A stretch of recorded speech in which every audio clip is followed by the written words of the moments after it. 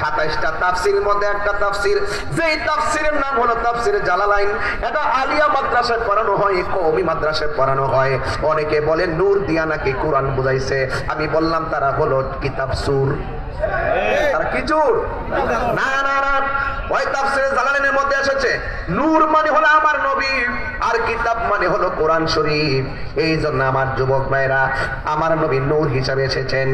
হযরতে আদম সফিউল্লাহ বলে নবী এসেছে, ইদ্রিস আলাইহিস সালাম বলে নবী এসেছে। মা আমেনা বলে আমি এইভাবে মাসের পর মাস নবীগণ আমার ঘুমের ঘরে আইসা স্বপ্নে বইলা দিয়া যায় নবী এসেছে।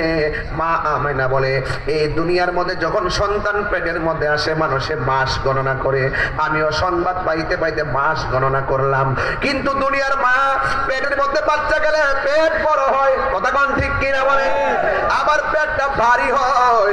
কিন্তু মা আমেনা বলেন আমি সন্তানের সংবাদ শুনতেছি, কিন্তু আমার মধ্যে এমন কোন আলামত আমি দেখতেছি না। এই জন্য আমি বড় চিন্তায় পড়লাম। একদিন রাতের বেলায় মনে মনে ভাবতেছি আমি তো অনেক সংবাদ পাইলাম, কিন্তু সংবাদ অনুযায়ী মাস তো সমাপ্ত হচ্ছে, কিন্তু আমি তো এখন সংবাদ পাওয়ার পরে বাস্তব রূপ দেখার জন্য আগ্রহ।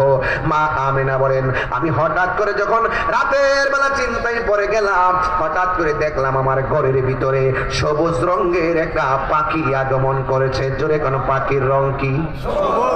আমার মাথার মধ্যে পাগড়ির রং কি? ড্রেসের মধ্যে ড্রেসের রং কি? কিন্তু আপনারা বলেন জান্নাতের ড্রেসের রং কি? না, জান্নাতের ড্রেসের রং হলো সবুজ। এই সবুজ রঙের জামা আমাদের জন্য অপেক্ষা করতেছে। বন্ধুরে বন্ধুরে ও বাবা, আমার নবীর আম্মা বলেন আমি কিন্তু এখন ওয়াজে ঢুকে গেলাম, মায়ার সাগরে লাভ দেন, একটু পারলে দুইটা চোখের পানি ফেলাইয়া নবীর দিদারের আশা করেন। মা আমেনা বলে আমি যখন চিন্তায় পড়লাম, আমি হঠাৎ করে দেখলাম আমার ঘরের মধ্যে একটা পাখি ঢুকছে। জবানটা কইলা কোন পাখির রং কি? এই আওয়াজে মানে না, জোরে কোন রং কি? রঙের পাখি। আমরা চাঁদপুরের মধ্যে যখন গাছের ডাল দেখি, ওই ডালের মধ্যে যখন পাখি দেখি, ওই পাখির গায়ের মধ্যে ডানা কি একটা না দুইটা?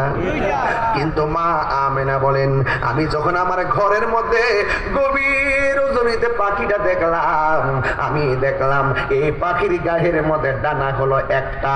এক ডানাওয়ালা পাখি যখন আমার ঘরে ঢুকছে, আমার আর বুঝতে বাকি নাই। আমি সংবাদ পাইছি কুদরতি, এখন খেলাও দেখতেছি কুদরতি। এটা কেউর কুদরতের খেলা নয়, এটা স্বয়ং আমার মাওলার খেলা। এবার মা আমেনা বলেন আমি একটু